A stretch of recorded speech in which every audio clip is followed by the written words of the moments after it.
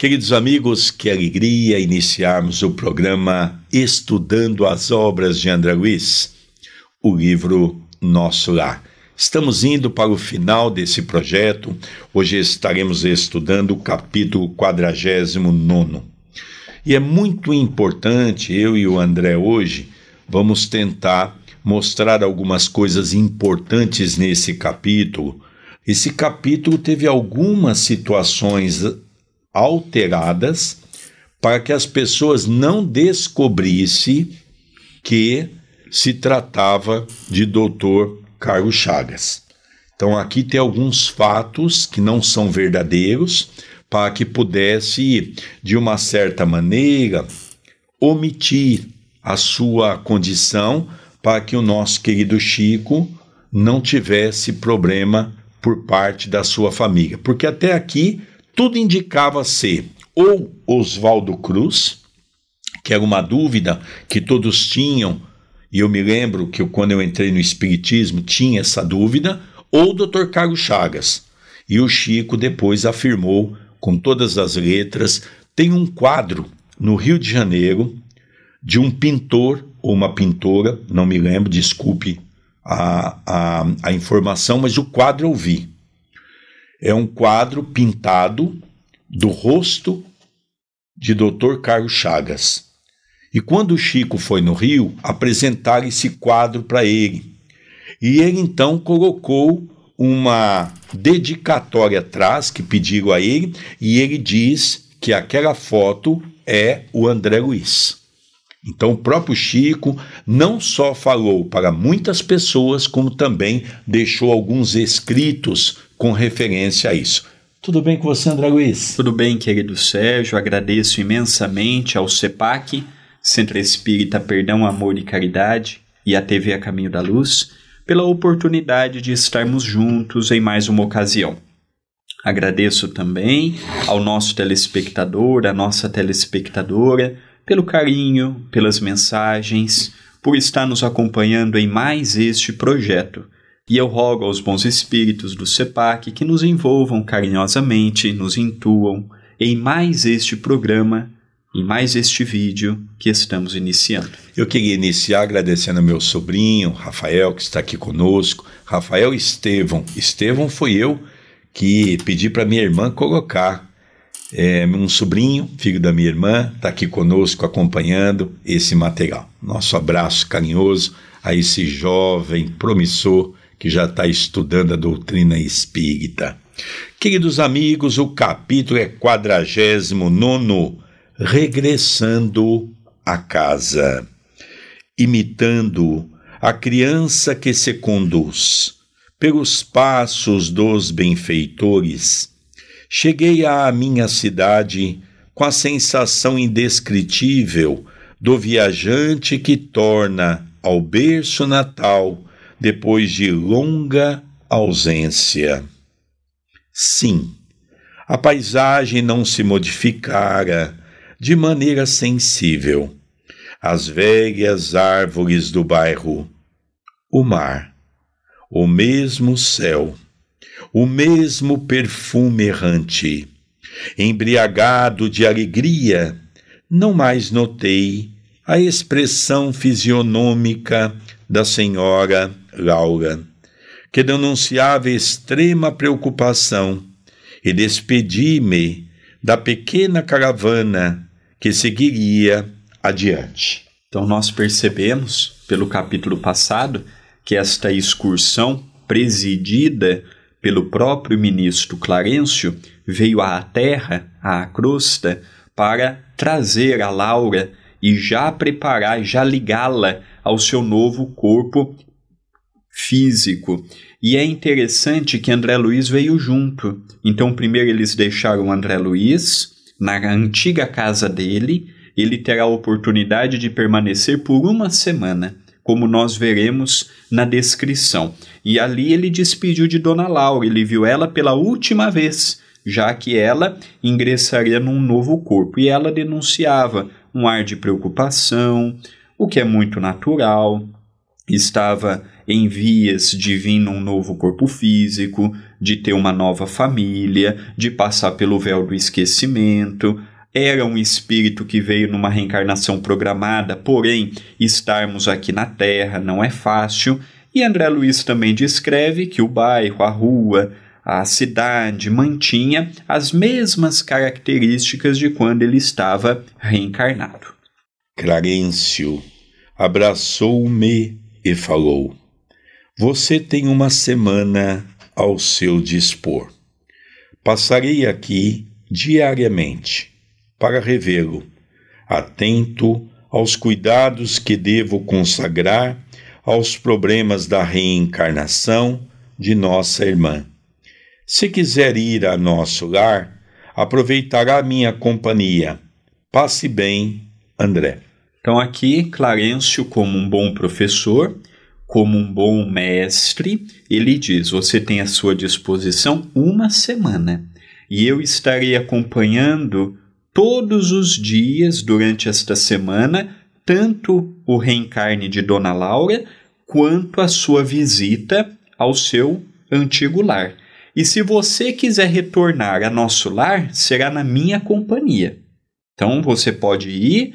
Nos momentos que eu estiver aqui, nós poderemos ir juntos. Então nós vemos que a orientação foi dada, a explicação foi dada, e agora André Luiz se verá só mediante aquela nova circunstância que lhe aguarda. Último adeus à dedicada mãe de Lísias, e me vi só, respirando o ar de outros tempos, a longos haustos. Não me demorei a examinar pormenores. Atravessei celeremente algumas ruas a caminho de casa.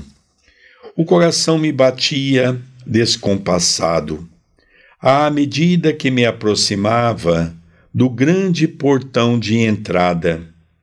O vento, como outrora, sussurrava carícias no arvoredo do pequeno parque. Desabrochavam azaleias e rosas, saudando a luz primaveril. Em frente ao pórtico, ostentava-se garbosa a palmeira que, com Zélia, eu havia plantado no primeiro aniversário de casamento. Então aqui o meu pai fez algumas anotações que eu e ele estaremos comentando. Por algumas vezes André Luiz reitera que o nome de sua esposa é Zélia. Na verdade o nome dela é Iris Lobo Chagas, já este nome de casada, Iris Lobo Chagas. Então o Zélia é um nome pseudônimo para que não envolvesse claramente uma pessoa que estava reencarnada ainda. E aqui ele dá algumas descrições a respeito da natureza, a respeito da sua antiga casa, e fala de uma árvore que ele plantou com a sua esposa no primeiro ano de casamento. Então a primeira modificação é: o nome verdadeiro da esposa de Carlos Chagas não é Zélia, é Iris Lobo Chagas. Relembrando que teve a necessidade de ser adulterado. Um dos motivos foi quando o Chico pergunta: como é que eu vou pôr o teu nome? O irmão do Chico estava deitado num sofá. Como é que aquele se chama? Aquele é o meu irmão André Luiz. O Chico já tinha um irmão chamado André Luiz antes de existir o espírito de André Luiz com esse pseudônimo. Não foi o irmão do Chico que copiou o nome do espírito, o espírito que copiou o nome do irmão do Chico.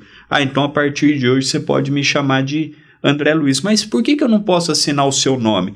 Daqui a um ano aproximadamente você vai saber o porquê. Foi justamente quando, na metade da década de 1945, Chico Xavier e a Federação Espírita Brasileira sofrem o processo da família, da viúva e dos filhos de Humberto de Campos.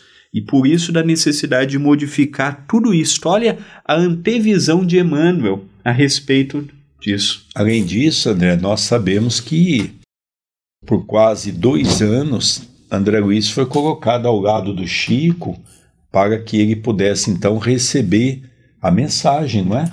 Essa informação está no livro Voltei, do nosso querido Chico, pelo espírito de Frederico Figner. É interessante que o Frederico fala assim: mas olha, Eu fui espírita, eu fui presidente da Federação Espírita Brasileira, que na altura era a maior casa espírita que nós tínhamos no Brasil, e um médico lá que assina-se André Luiz, ele vai, escreve e traz livro, e eu que fiz tudo isso não posso. E ele conta também, André, Chico contou para alguns amigos que perguntaram a ele: Chico, qual foi a reação desse espírito de 2 anos depois de ter se preparado ao seu lado, quando o Emmanuel apresenta ele a você? E o Chico contou que André Luiz ajoelhou e beijou seus pés, muito comovido pela oportunidade do trabalho. Ébrio de felicidade, avancei para o interior. Tudo, porém, denotava diferenças enormes.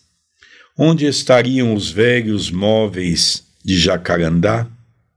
E o grande retrato, onde, com a esposa e os filhinhos, formávamos gracioso grupo? Alguma coisa me oprimia ansiosamente. Que teria acontecido? Comecei a cambalear de emoção. Dirigi-me à sala de jantar, onde vi a filhinha mais nova, transformada em jovem casadora, e quase no mesmo instante vi Zélia, que saía do quarto, acompanhando um cavalheiro que me pareceu médico à primeira vista. Gritei minha alegria com toda a força dos pulmões, mas as palavras pareciam reboar pela casa, sem atingir os ouvidos dos circunstantes. Compreendi a situação e calei-me, desapontado. Abracei-me à companheira, com o carinho da minha saudade imensa. Mas Zélia parecia totalmente insensível ao meu gesto de amor. Muito atenta, perguntou ao cavalheiro alguma coisa que não pude compreender de pronto. O interlocutor, baixando a voz, respondeu respeitoso: só amanhã poderei diagnosticar seguramente, porque a pneumonia se apresenta muito complicada, em virtude da hipertensão. Todo cuidado é pouco. O Dr. Ernesto reclama absoluto repouso.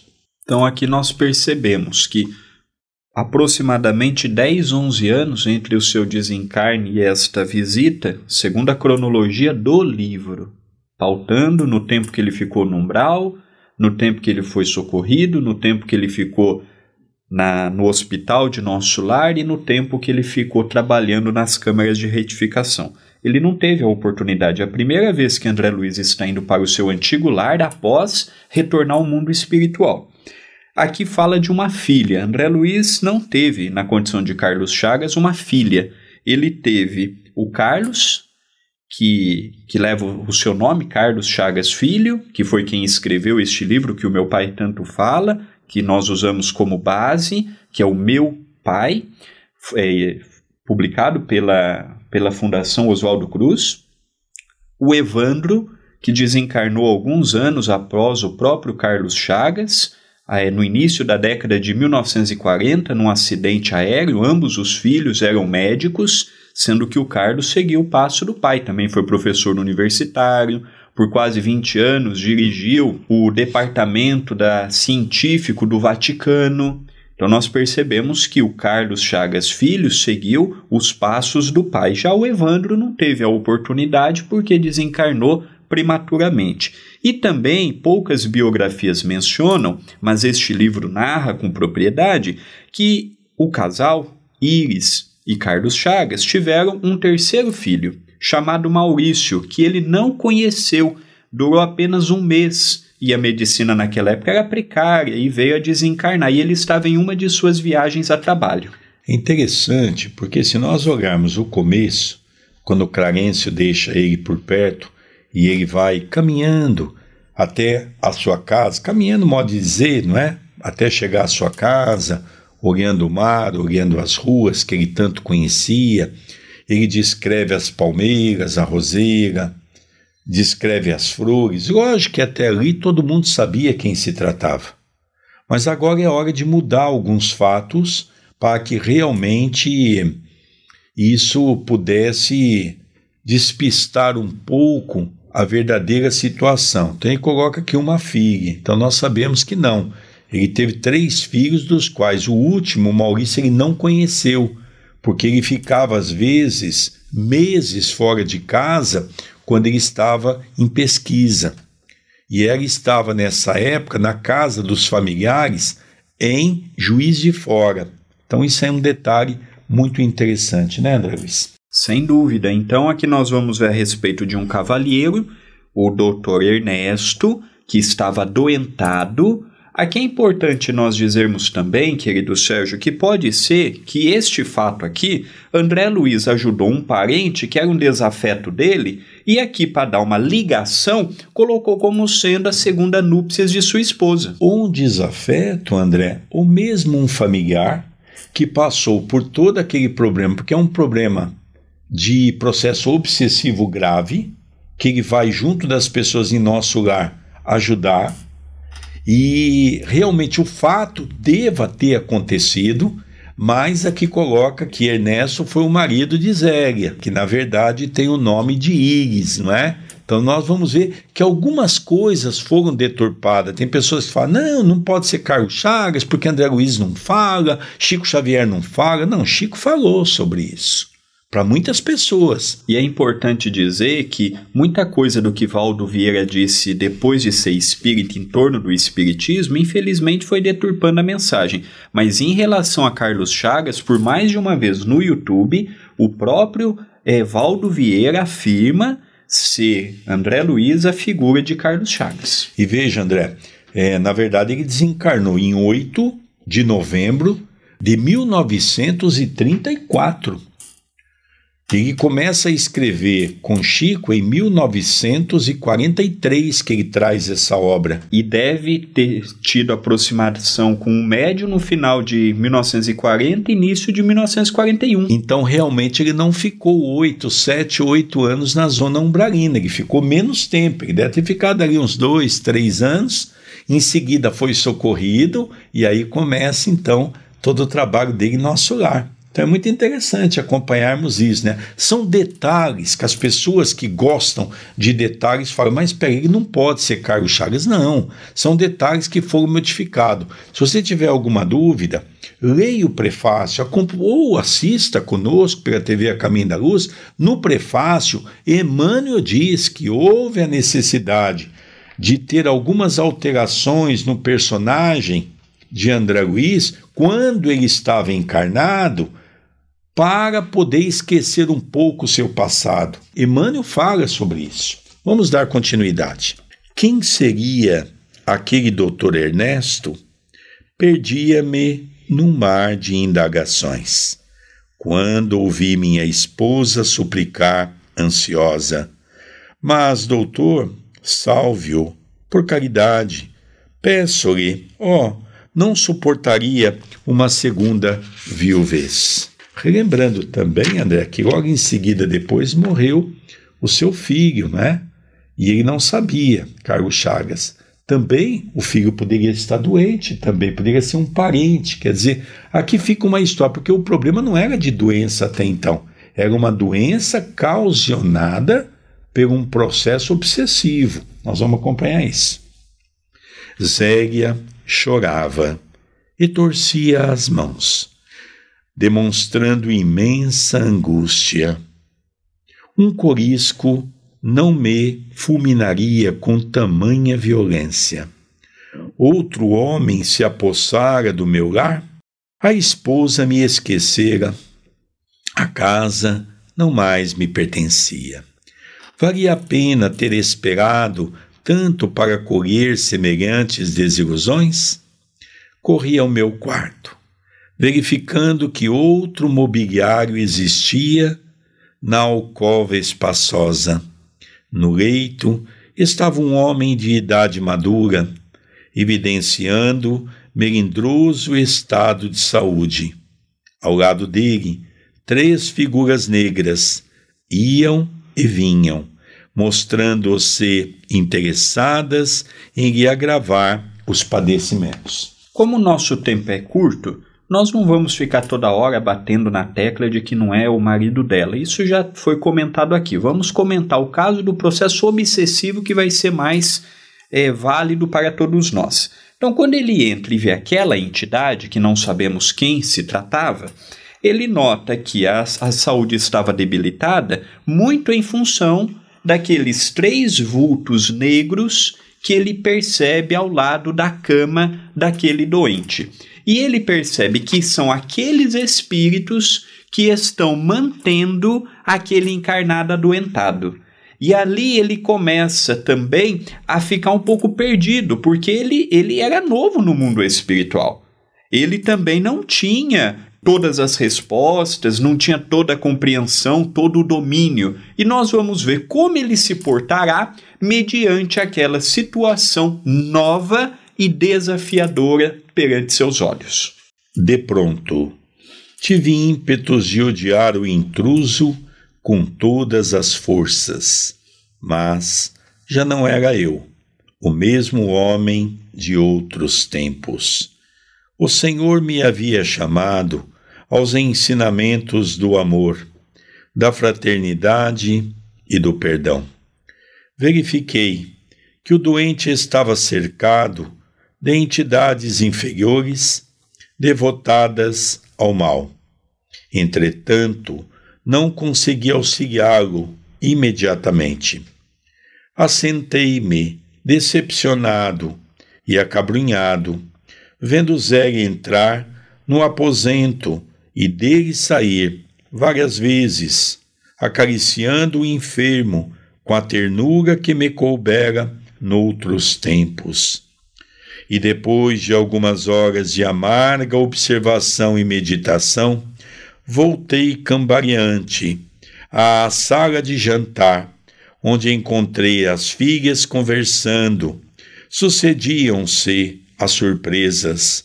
A mais velha casara-se e tinha ao colo o filhinho. E meu filho, onde estaria ele?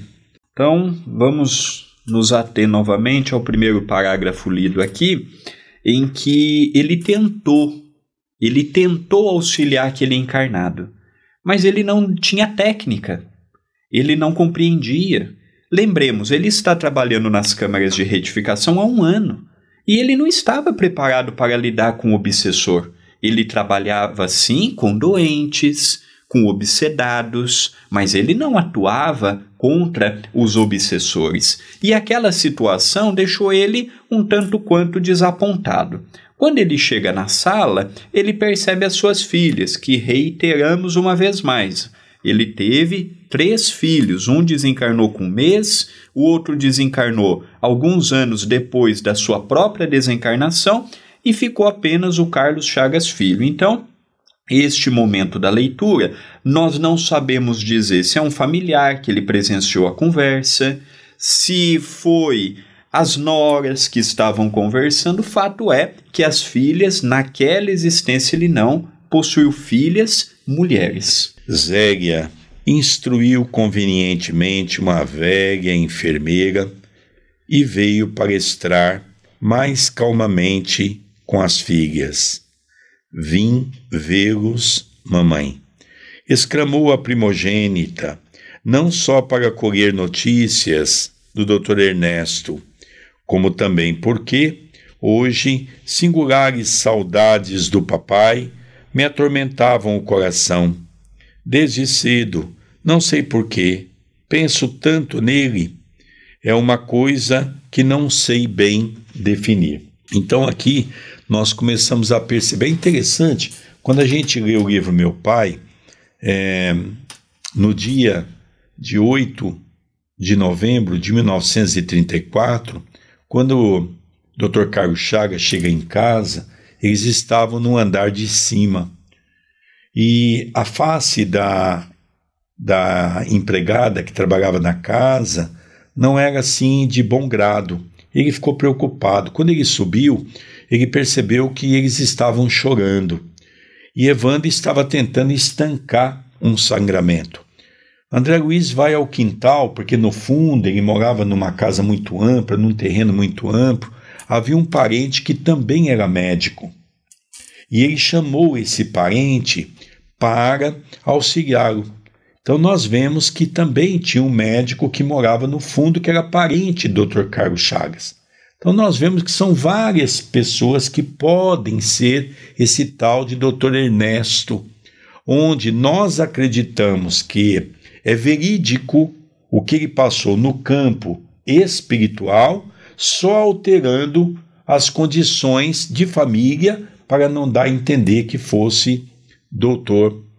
Carlos Chagas. Não terminou.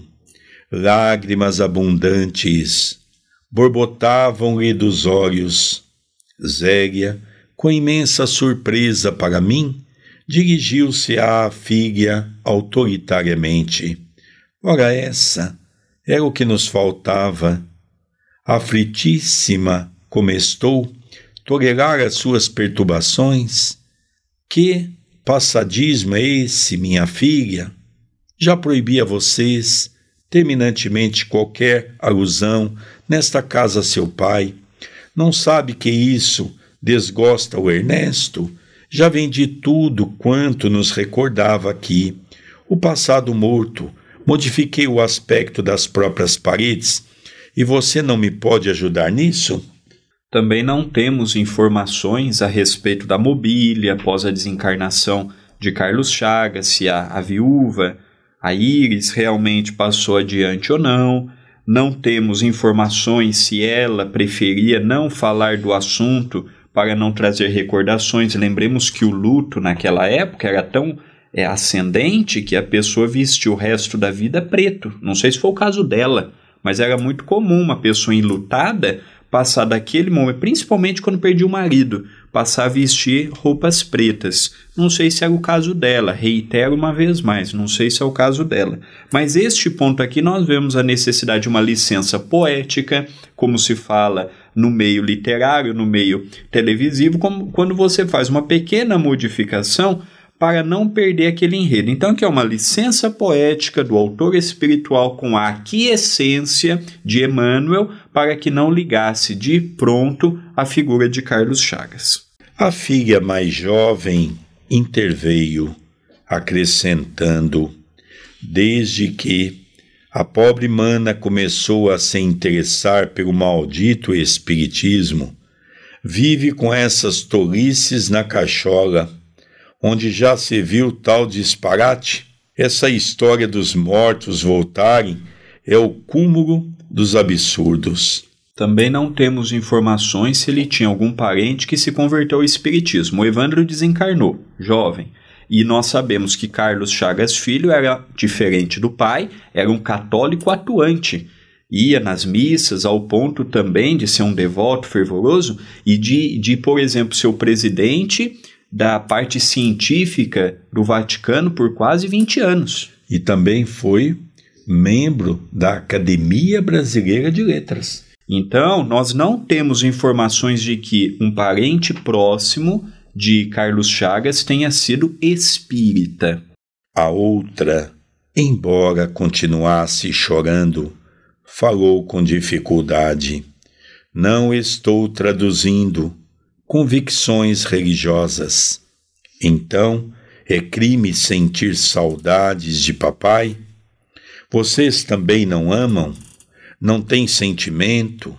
Se papai estivesse conosco, seu único filho varão não andaria, mamãe, a praticar por aí tantas loucuras?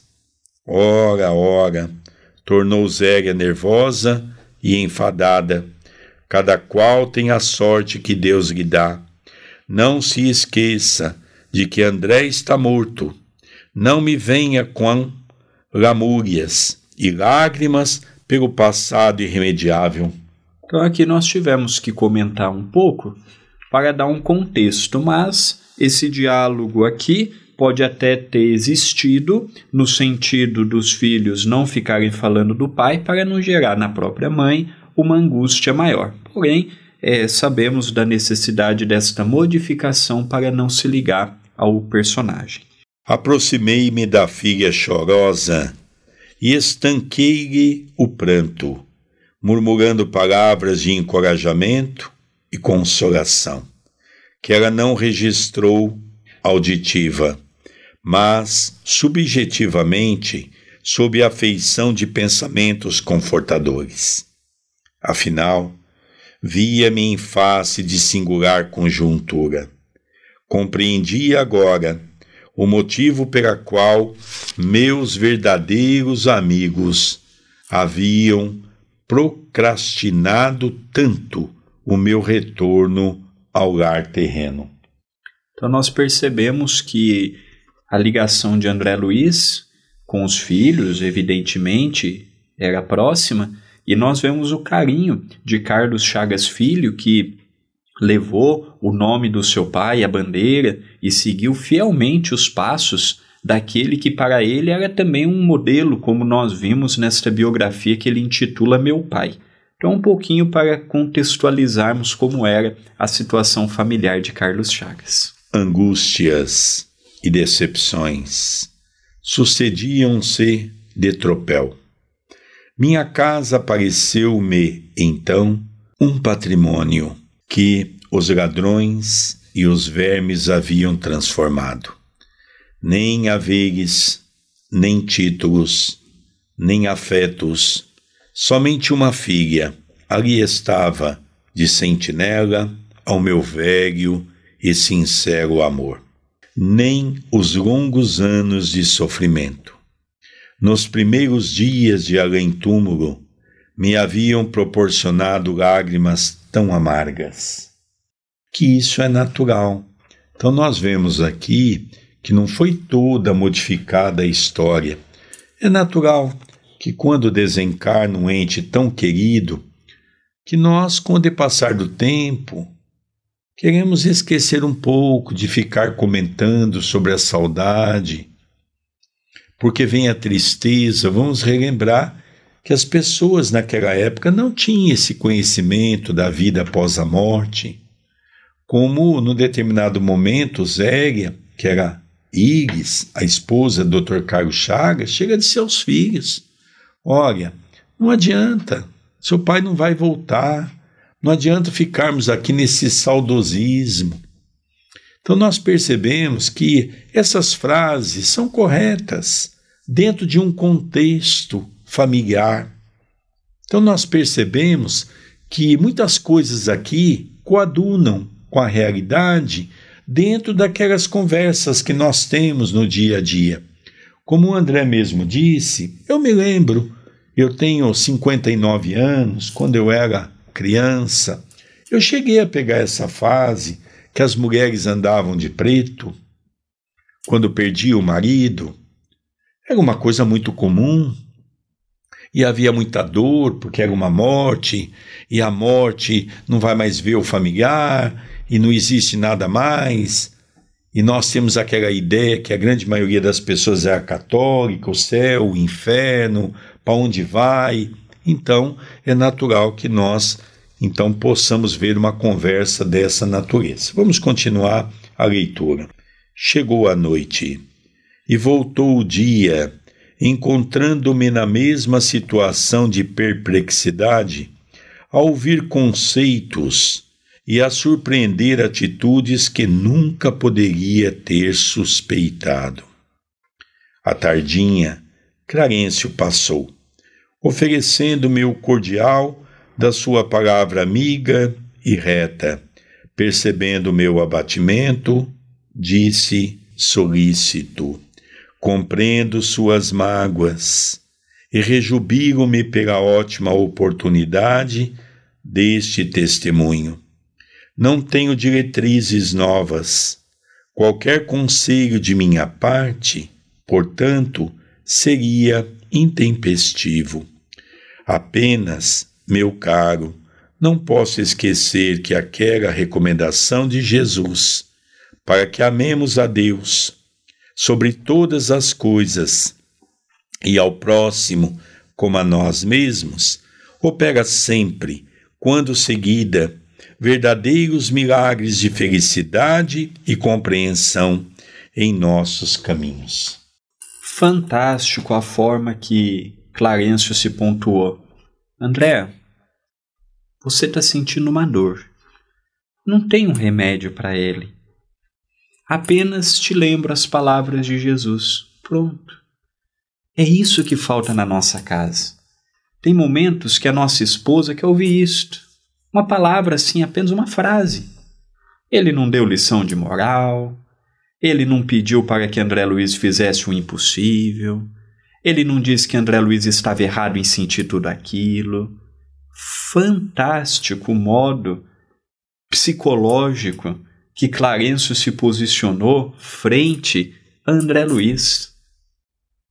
Ele deu consolo, ele deu a orientação, mas, acima de tudo, ele deu o livre-arbítrio para que André Luiz pudesse, no seu tempo, decidir por si só, sem influência, sem falso moralismo, sem falsa realidade. Olha, André, você já é um espírito que está no além, você não deve mais sentir isso, aquela hipocrisia que nós temos aqui. Nada disso, nada.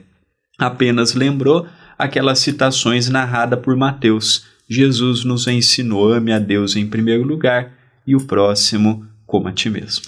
E nós percebemos também que realmente é duro para nós, chegarmos em casa e acharmos que nós vamos ouvir dos nossos entes queridos aquelas palavras de encorajamento, de saudade, e de repente vem aquela opressão. Nós sabemos que naquela época, no começo do século passado, o processo educativo era muito severo.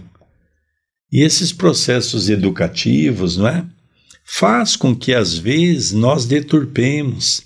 Hoje, por exemplo, nós vemos os pais dizer aos filhos: eu te amo, mas antigamente não se falava isso, não se tinha essa cultura, não se tinha essa condição, não se exteriorizava sentimento. Nós temos que analisar que nós estamos analisando um livro, uma história do final do século XIX para o começo do século XX, de um personagem, como nós mesmos anotamos aqui, nesse pequeno fichário, quando ele desencarna em 8 de novembro de 1934, ele nasce em 9 de julho de 1879. Então nós vamos ver aqui que tem alguns detalhes interessantes, No capítulo que vem, que é o último, quando ele vai receber uma comenda em nosso lar, nós vamos ver por que ele recebeu a comenda. Pelo trabalho que ele exercitou em nosso lar? Sim, mas também pelo trabalho de magistral que ele deixou aqui na crosta.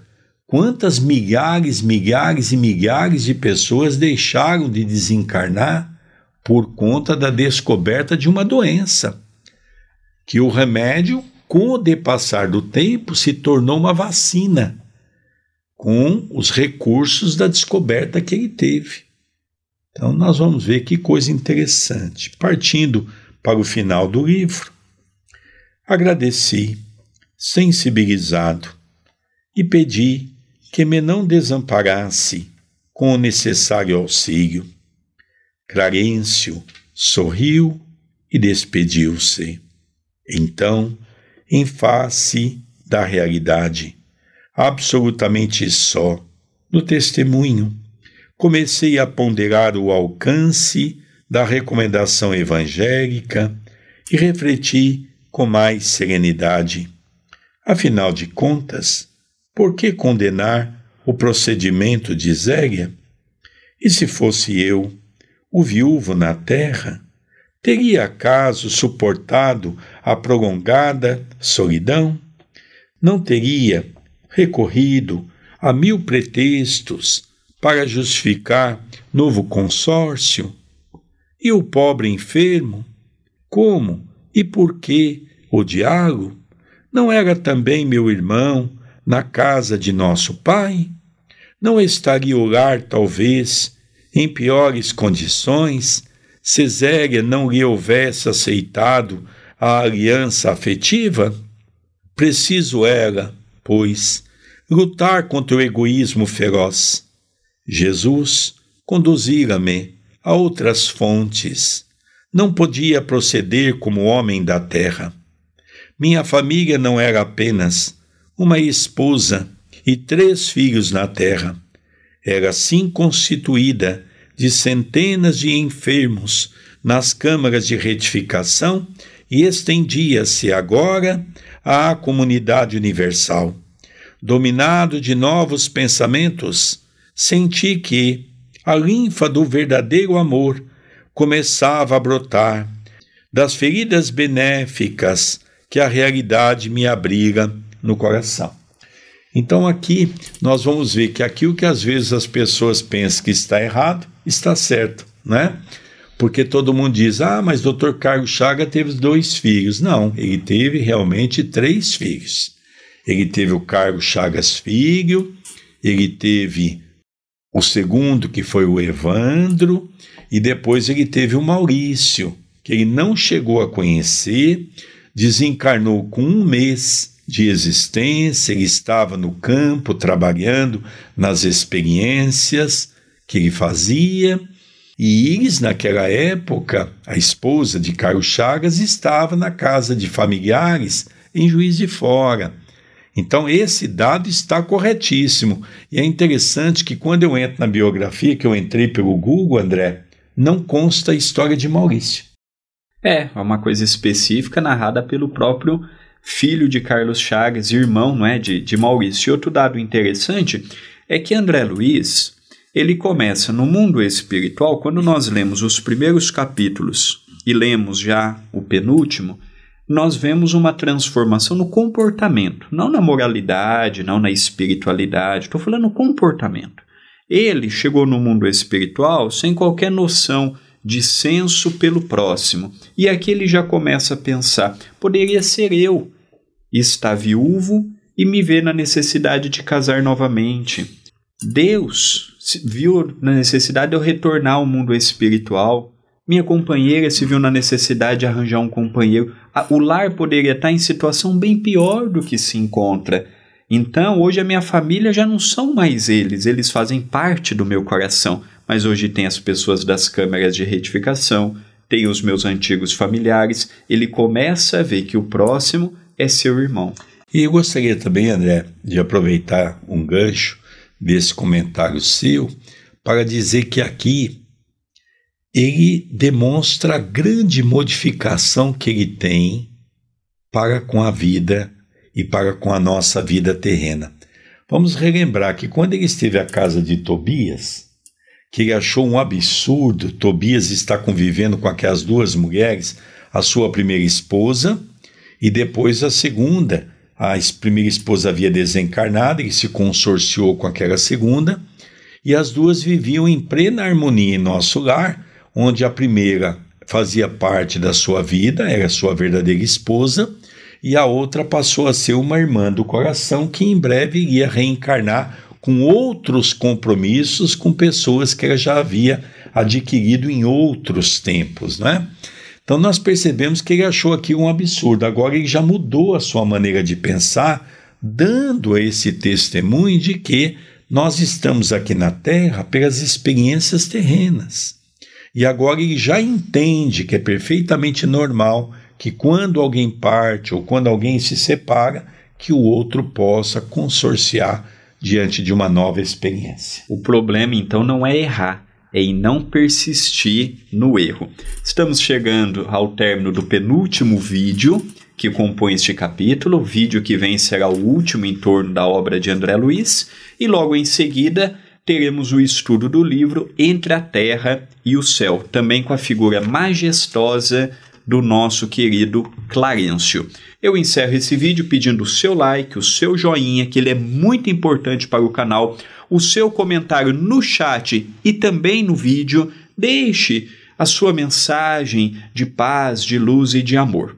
Eu convido para que possa compartilhar. Emmanuel dizia que a maior caridade que podemos fazer pelo Espiritismo, a maior ajuda que podemos fazer pela mensagem espírita é a sua divulgação, e eu preciso da sua ajuda nesse particular. Divulgue no Facebook, nas redes sociais, pegue o link e passe adiante. Se ainda não se inscreveu no canal, se inscreva e habilite as notificações. Também te convido, aqui na descrição do vídeo estão as minhas redes sociais e as do nosso querido Sérgio, Facebook e Instagram. Siga, veja as fotos, as campanhas do CEPAC, as atividades do Núcleo Chico Xavier, e aqui no canal você pode colaborar para que as atividades continuem firmes através do Seja Membro. É uma plataforma do próprio Google e a sua ajuda ela é muito importante. E encerramos com o último recado, que é: conheça o meu site, andreluizvilar.com. Queridos amigos, vamos encerrando mais esse capítulo, relembrando que no próximo capítulo será o último, e eu vou gastar uns 5 minutos do meu comentário para fazer uma análise da vida de Dr. Carlos Chagas, contando um pouquinho da sua história, contando um pouquinho da sua morte, contando 2 ou 3 episódios pequenos da sua vida que tanto marcaram, e eu sei que a grande maioria das pessoas desconhece essa realidade contada pelo seu filho, Dr. Carlos Chagas Filho. Nós vamos encerrando aqui, o André já disse, mas não esqueça, dá o like, encerrando o programa Estudando as Obras de André Luiz, o livro Nosso Lar. Um beijo no seu coração e até o último programa. Até o próximo e último programa em torno do livro Nosso Lar.